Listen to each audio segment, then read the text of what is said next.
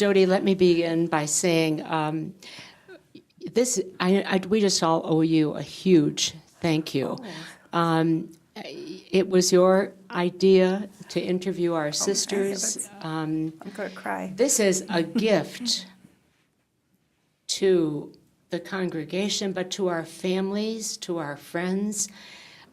So it is way beyond altogether fitting and proper that we should interview you this morning. So I'm just glad for the opportunity and to help us to know you as a woman of many gifts and talents and giving heart. So we go back a while, Jodie. We've known each other for some time and have shared a special part of our lives in our time together, especially on campus here since 2005, which we never dreamed would happen. So I want to start with how we first happened to meet each other and what brought us to 2005. Thank you, Carleen. Then we'll go back. So many people have asked who's the voice behind the interviews. So now this is the real thing. This is the real person thing. Here. But right. we met when I was mission to Lansing, Resurrection Lansing. There were so many nuns there. I just loved everyone dearly. Yeah. I worked in the diocesan office in religious education. And it was a time of, after the 68 chapter, so we were all in the midst of change, and we had a coordinator now, and not a, Pat Brady was the coordinator, and she got teased a lot for that. And I remember one of my first fatal accidents was drying my habit in the huge industrial dryer in the basement there of Resurrection. And I don't want to say I burned it, but it came out brown. Yes, right. Yeah. So I thought, well, this is a time to go to Penny's. And there I found, I don't know where the money came from. I must have asked Pat Brady for it. I don't know. Yeah. And I came out with probably something that was 2 sizes too big, but it was a shift, and I still remember the color of it. It was a cranberry button down the front. And shortly after that, we had a provincial meeting on the east side of Detroit. Well, I was like a pariah. I had more strange looks because there were not many yet who had burned their habit or changed into what we call regular clothes. Right. So that was my introduction into regular clothes, right. And I wore them ever since without a veil. Yeah. And then again, we fortunately in 2004, I think you were working with vocations director at that time. Yeah. And Sister Donna had asked that several of us on campus welcome the young Dominican sisters that were coming to Adrian. When I was called to her office, that's Donna Markham's office, one day before we knew they were coming, I thought Sister Donna is going to ask me to go to Juneau, Alaska, because we had started these initiatives in Canada, yes. And we still needed a sister or two to complete the community in Juneau. And I thought, how am I going to say no? I mean, you just don't say no to your major superior. I never have. Well, when I got to her office, it wasn't Juneau. It was, would I walk with these young Dominican sisters that were coming in September, and this was August. From Iraq, yes. And 2 of their former superior and present prioress had come to the campus earlier to tell us what was going on in Iraq and talked about peace and reconciliation. Maybe you remember, and Dr. Haddad helped in interpreting their words. Mm-hmm. And Sister Donna had asked at the end of their visit what we could do for them. And they said, would you accept 2 of our young sisters who've never experienced peace in their life. They'd lived through three wars, Kuwait, Gulf, and the U.S. invasion, not to mention the embargo that was made. Then what turned from 2 sisters became 4, and then became 6. Mm-hmm. The first 3 to come were Sister Zena, Sister Nadia, Sister Aman Miriam, and then Sister Diana came in March. I'll never forget her walking down the runway to meet us, and she had our Master General's book in her hand, Timothy Radcliffe's book. She was the only one who had some English background. In fact, she had studied it in college. And then came Mary Ann Kumi and Ban Said. Weren't we lucky? We were blessed. We became a village, Yes. village. Yes. And they were with us. Well, the last one who we still miss dearly is Sister Nadia, Yes. who's successfully a physician assistant, certified for any place in the world. Yeah. Yes. I would say, Jodie, we never imagined that our lives would be so changed forever by that experience. And that's just one of many throughout your life, mm-hmm. And the most recent that we have shared and we'll never forget. But you have had a whole lifetime of variety of ministries. But first, I just wanted to ask you, where do you call home? Can you tell us a little bit about your family? I'd that would love to. lead to, it's just interject in there, how did you get connected with Adrian Dominican Sisters? Okay. Yeah. Well, I was born in Painesville, Ohio. What a name. But it was kind of like an Irish ghetto. My mother's maiden name was Murphy, and she was from a Murphy Ryan background. And I never knew her grandfather, but I just have him in my heart. His name was Daniel Ryan, and I have a picture of him, which really, really, really helps. Her father was called Johnny Murphy, and this is very interesting. My mother met my father, Russ Screes, English Methodist, while he was playing in a band in Mentor, Ohio, and my mother was on the dance floor. So I don't know if it was love at first sight, but it was dancing and music that brought them together. Uh-huh. My father was studying at Western Reserve, but he played the violin, and that was probably to get money on the side. But then came the Depression, you know. Mm-hmm. But Johnny Murphy would send the youngest of the 7 children in the Murphy family to my mother and father's home every Sunday to make sure she had gone to Mass. And years ago, when I was working at St. Edmund's in Warren, I was on a diocesan committee that Cardinal John Dearden happened to be present at that meeting. And so I told him, because I knew his first assignment was in Painesville, Ohio, at St. Mary's, with Father Monsignor Galena. You know, he was a password in the Murphy Ryan clan. But and so I said, you know, my mother and father. I said the family name was Murphy, and he said Johnny Murphy.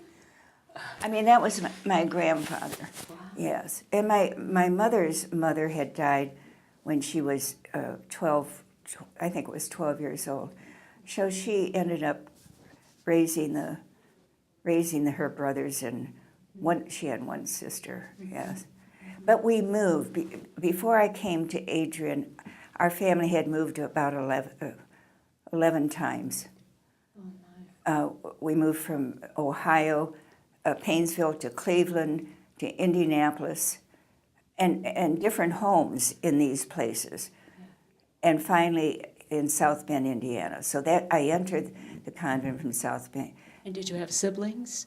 I had one dear brother, Bill, a year and a half older than I, who's now deceased, and his wife, Catherine, who I call Katie, is like a sister to me, and I'm so grateful. I'm so jealous of my friends in the Adrian Dominican congregation who have large families, and you know, not ever having a sister, and it makes them. So Katie's my sister, really, and they had two children, Bob, who died last Easter, and Michael, whose daughter just gave birth. So it's a big event in the Screes, Yor, and Sajeski's family. I see. Yes. And you met our sisters while you were at South Bend? I went to a public high school. I went, first of all, to St. Joan of Arc in Indianapolis with the Providence nuns, and I had the Blue Nuns in Ohio. Then when we moved to South Bend, I went to junior high. It was called Thomas Jefferson, and from there to John Adams High School, whose friends, we met, the friends from John Adams came to Adrian 3 years ago for our 80th year. You know, it was, it was fun. It was fun. So we still keep, my friends from high school, we still keep in touch. But there was something in me, even while I was going to John Adams, my mother would call like at least 20 after 7, Jodie, I'm leaving for church, and I would get dressed in 2 minutes, and we would go to church in the morning. So there was something, having had the Catholic grade school education, that I wanted more of that. And we had a friend in town that was going to South Bend, whose family we knew, and their daughter was going to Siena Heights University. Oh. So we drove up to look at Siena Heights, and of course the first person we met was Sister Petronella Francor. Oh my God, how could you not fall in love with that woman? Really, and when I left, I just knew that that's where I wanted to go. So I was there 2 years, and interestingly enough, we would have a retreat every year, and I remember being gathered down in the lower level, I don't know if they call it the basement or what, but lower level of Archangelis, and it was time for a retreat. And I still remember Sister Petronella saying, there's a reason why you are here. And then I started to get scared because I felt, I'm being drawn into this. I mean, you couldn't help be affected. I mean, we had this marvelous faculty of Adrian Dominicans. And today we have Sister Irma here on campus and Sister Maria Juanes. And there's we just lost Sister Helen Duggan. And besides Sister Petronella, my sponsor was Sister Marie Therese Crimmins, who was a stitch, and my wing nun. Also living on my wing was Sister Ann Liam, Margie Lees. So she entered before I did. But anyway, after 2 years, I thought, I better remove myself from this environment, because we saw novices all the time. They were in our postulates. They were in our class, and we saw novices coming over to Benincasa. And anyway, I went home and lived at home, went to St. Mary's of Notre Dame. I was like a commuter, yes. And my junior year, we had a retreat at St. Mary's, and the retreat director was Father Auth from the Central Province of Dominican Greece. Oh my. And I said to him, I really have this desire, and I don't know what to do with it, because first of all, I had had the Holy Cross nuns, and I had met all, and he says, well, it's like picking a sorority, that would make, in those days, those words, rang true. he said, where you would feel most comfortable. And I said, well, there's no doubt about it. And as we've heard from so many of our sisters, it was the joy of the sisters at Siena that just caught me, captured my heart. So after my junior year, junior year of college, I entered and finished my degree here as a novice. You know, put on the black veil as a novice to finish my degree. Yes. Isn't that amazing? It is. And it just kind of reaffirms again what you and I have talked about, that the God who seeks us is going to keep seeking and putting those wonderful opportunities before you as you continue to discern over and over again and say yes to that call. But I after that, in your profession, Jodie, and finishing your degree and so on, you were called to many ministries that, as we all were, you were assigned to. Yes. But also following along that same message of the pattern in your life of responding to new calls that were put in your life. Can you kind of highlight a few of those that were ministerial calls that you would have never dreamed in a million years that you would have responded to? Education, first of all, teacher? The first amazing call was I entered one day and I was told by Sister Patrick Jerome not to unpack my bags. And Nikolai and I both had a room at the end of the hall. It really wasn't the dormitory at all. So the next day was First Sunday, and of course there was silence, which was new to me. And 3 o'clock that afternoon, I was in a car with Sister Marie Ruth, who was a superior at Scholastica's, and her sister was superior in Farmington, Sister Assisium. I'm trying to think of her last name. Isn't that awful? I know it as well as my own, but I'll think of it later. So I was initiated and formed by the sisters at Farmington, and some of them are on campus. My guardian angel was Maria Doloretta, Joan Delaplane, and someone who really taught me well about teaching was Sister Devota and Sean Morley, who's on campus now, and Barbara Francis, who is Mary Louise Gass, she's on campus now. So it's kind of been like full circle, but they started me on the way, which was wonderful. And then after profession, I was sent to Royal Oak, St. Mary's in Royal Oak, and I have my card. I don't know if this shows up at all, but it's signed by Mother Gerald, Sister Margaret Eugene, OP, St. Mary's, 1954. There you go. And on the back, the superior, Sister Bernadine Marie Pohl. The other sisters, Mary Lucina, she was in charge of 8th grade. I mean, she was the principal of the grade school. Taught 8th grade. Sister Rose Clement, Sister Rose Margaret, Sister Joseph Treese, Sister Mary Ann, Sister Grace Esther, Sister Dennis Marie, Sister Jane Treese, Sister Columbina, Sister John Aquin, Isabel Marie, who my father called Isabel Necessary on a bicycle, Thomas Michael, Jean Walter, Martin DePores, Ann Millicent, and Catherine Veronica.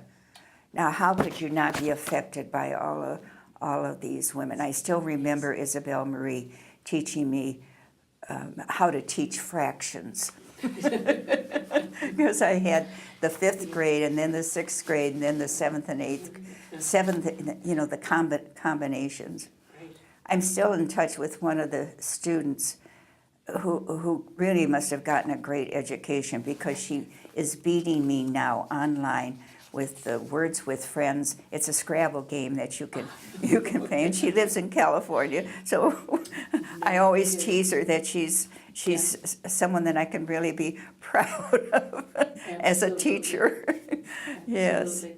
And then I just think of the wonderful superiors I had. Following that, I was sent to Inkster with Sister, what was her name? Claire Cecile. And I returned to Inkster. I'll tell you about that a little bit later with Sister Merceda. But Sister James Margaret I had at Precious Blood. And I don't, she had just come from California. And she was a school woman, and she enjoyed life. We had lots and lots of fun together. Did you continue, Jodie? I know you had mentioned that you had a unique opportunity, much to your surprise, when you were sent to study in Washington, D.C. So you were at our House of Studies in Washington. Now, this was a significant change in your life that resulted in something that you had never imagined would ever happen. Yes. Can you say a little bit I more got about that? the assignment from Mother, well, I think I told, did I mention that I was taking census, maybe I was telling Ashley this, I was taking census one summer in Cheektowaga, near Buffalo, New York. And we happened to open our appointments early. And it said, come to Adrian. Mine said, come to Adrian. Well, who can you tell about that? Because we had opened them up earlier than August 4th. So I came to Adrian, and Mother Genevieve asked me not asked me, but she invited me, or told me, that she was appointing me to Washington, D.C. to work in the bishop's office, the Catholic bishop's office in downtown Washington, to help with rewriting a catechism according to the new catechetical method. Well, I had no idea what the catechetical method was. So I took myself over to Siena Heights and found the name of Hoffinger, and he was in Germany and started a new process of teaching religion. So that was a very significant appointment, because after that, the rest of my professional life as an Adrian Dominican was spent empowering adults, teaching adults, and hopefully empowering them. Because I was able to study theology was when I would, when I wasn't working. Yes. I have to tell you one story, that we had a wonderful group of sisters there at the House of Study. Sister Eileen Toohey was the superior, and Marie Carmen was there as an assistant. Klinkemer, Marie Carolyn Klinkemer, Bernard, oh dear, what was her name? Bernie Pellin, Marie Antoine, and Charlene, who was a nurse. I think Marie Antoine was there just a short while. But anyway, when it was Sister Eileen's Jubilee, it must have been her 50th, I would presume anyway at that time, because she seemed somewhat retired. I wrote to the secretary of President Kennedy and asked if we could have a meeting with President Kennedy on this great event. And I got a letter back that said, well, he won't be in town at this particular time, but come and you can see the places that the ordinary visitor wouldn't be able to see. So we invited all the sisters, because, we live with different community of sisters. That was a large house of study. And the only ones besides Sister Eileen was Marie Carmen wanted to go, and Sister James Francis, Natalie DeWitt, who's no longer with us, and myself. So there were just 4 of us. And we got the regular tour, and then we were directed to the garden and to the walkway, to the cabinet. And we went into the cabinet room, and we were like little kids in a candy shop. And then we were told to stay right there because the president was passing by. And I said to the nuns, well, if we're this close, let's go out to the colonnade. So we stepped out, and of course we're in the habit, and he could, I mean, his eyes were bigger than ever. And oh my, what a tan and straight, handsome man. Anyway, he asked each of us from whence we came. I mean, you know, where was our biological home, which I thought was quite interesting. But we chatted a little, and then he went on our way, and then we floated to the car. I guess so. Yeah. And that's just before he was assassinated. Yeah. So that was a highlight there. But you're right. After that, I began teaching catechetics in the summer, and in diocesan offices. So eventually, the project that we were working on, I could see wasn't moving the way it might, and they had brought on another priest. 2 sisters had left. There were 4 of us from different communities working on this new catechism, so to speak. Yeah. Then the publishing companies began being really, really worried that they were going to be left out of this business, that it would be a monopoly. So eventually, Silver Burdett Publishing Company took that over, and it became the Life, Love, Joy religion series. Mm. And at some point in my life, I was asked to be a national consultant for Silver Burdett. So that gave me an opportunity not only to travel the United States, but again to teach the adults. Yeah. Yes. Your shift, as you described it, Jodie, to go into adult education, also brought you to Siena Heights after some additional studies in theology, not only in your ministry as novice director, but also assistant to Sister Lawrence Edwards director, but also something which I found was just so significant in your life, coming to Siena Heights, working with Susan Conley Weeks to develop a program for lay leadership, which affected so many. Can you tell us more about that? Because it was really for the church of the Diocese of Lansing as well. So that was a very significant part of your life. That was exciting. It was exciting. Prior to that ministry, I had been ministering at Weber Center, so that's again adult education and welcoming people, hospitality. And I cannot not have this interview and not mention the wonderful people I worked with. Linda Brayman was a gift to me. Marilyn Paus, Yvonne Bogley, Mike Jankowski.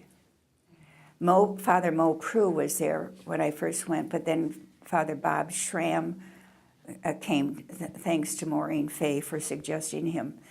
And we just worked beautifully together. And I can't thank them enough for the support that they have given me and continue to give me through the years.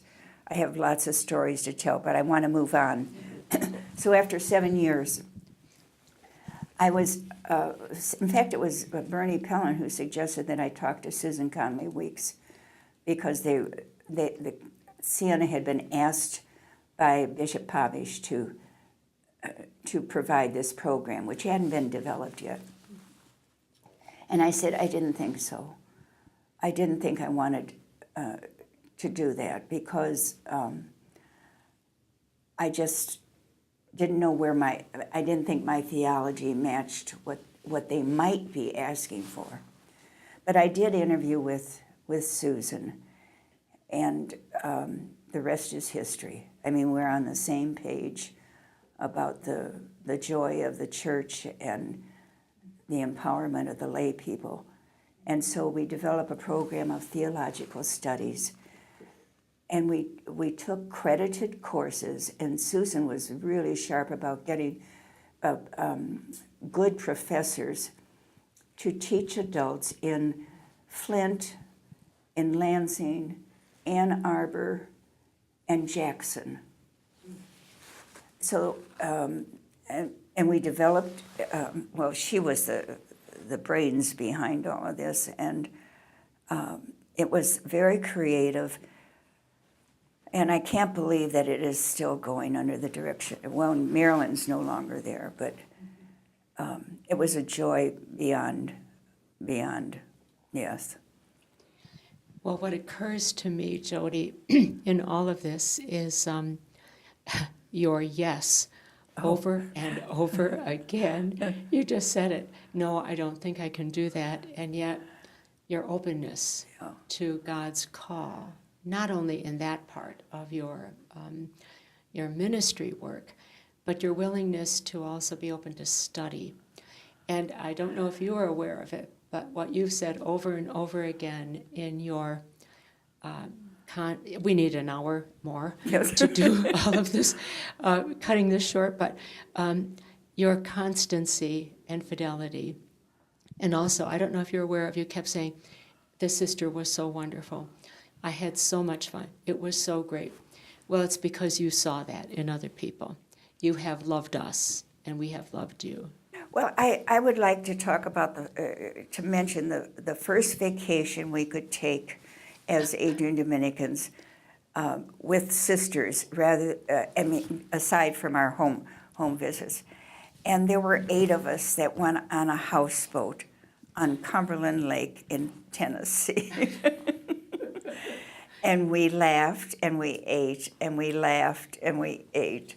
We swam, ate, and laughed. So there are stories galore about that, and we remain friends today, which is a gift.